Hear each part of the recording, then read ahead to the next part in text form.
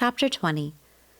Garrett sat hunched over his laptop, his fingers hovering uncertainly over the keys as lines of code glared back at him, unyielding and relentless. He'd been staring at his screen for weeks, sifting through algorithm after algorithm, each more complex than the last. No matter how many adjustments he made, there was this gnawing feeling at the pit of his stomach, the fear that he was in over his head. When Garrett saw the message from Stella Everdeen this morning, a safety update for the drone software, he felt a rush of relief wash over him, like he'd been holding his breath for days and had finally exhaled. Stella's update outlined a new protocol, object collision prevention, and a human recognition filter that prevented the drones from mistakenly tagging people as repeat offenders. Her message was clear and to the point, with a note about the importance of adopting this change for ongoing safety.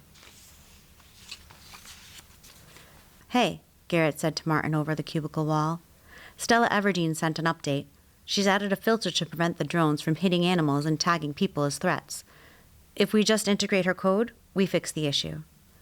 Martin kept typing. "If she set it up, we're in good hands."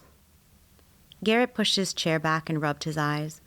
The fluorescent lights in the office felt harsher than usual, casting a cold, sterile glow over his cubicle. The tension in his shoulders had crept up into his neck, and his mind buzzed with 1,000 questions he didn't have answers to. Garrett took a deep breath, swallowing his pride, and walked over to Martin. Martin glanced up, uneasy when he saw Garrett's expression. "Martin?" Garrett's voice was quieter than usual. "Yeah?" Martin swiveled to face him fully, concern flickering in his eyes. Garrett took a breath, steadying himself. "It's this project. I'm not sure I'm experienced enough to make sure it's safe. There are so many layers to it, and each tweak seems to create new issues. I don't want to mess this up."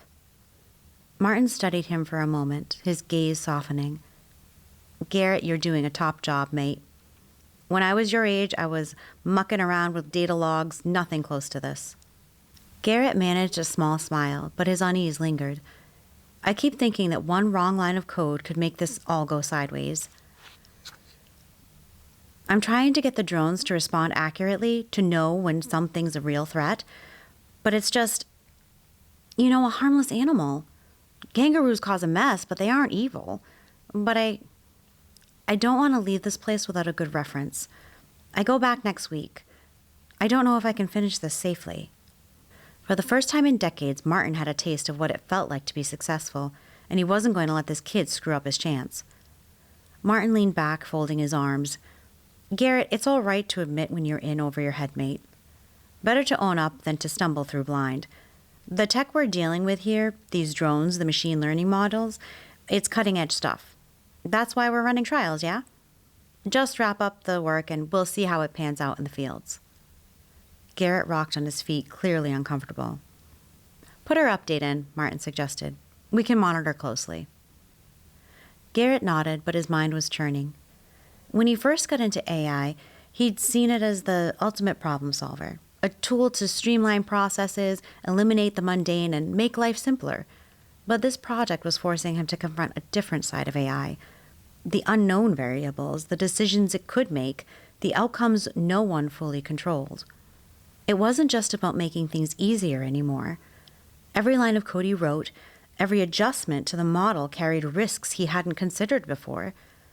AI was like a live wire, sparking with potential but unpredictable, something that didn't always behave the way he expected. And living things could get hurt. As Martin talked, Garrett realized he'd been pushing himself to prove he could handle it all, that he could master this technology without help. But now, he felt a new discomfort creeping in, a sense that AI was larger than him, more complex and slippery. It was unsettling, realizing he was in over his head. It doesn't have to be perfect, Garrett reminded himself. All he had to do was get through the week, then he could return to his university sandbox where the stakes were much lower. And maybe, just maybe, he'd be able to walk away from this internship with a sense of pride and the reference he needed to keep building his future. Okay, Garrett said out loud. Next week after I leave, you'll run the trials with Stella's code in place. As Garrett turned away, Martin was already strategizing, envisioning how he'd guide the project forward, his name front and center. Martin was sketching out his plans for the next phase of the project. He saw himself taking the helm, free from the hesitations of an eager but inexperienced intern. Martin was thinking about the bigger picture, the meetings he'd schedule, the metrics he'd present, the expansion he'd propose. Garrett got the project off the ground, no doubt, but Martin was the one who'd see it through. He'd be the one leading the conversations with management, talking numbers, steering their interest.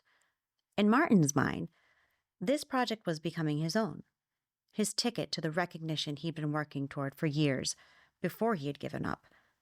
He was energized and back on track.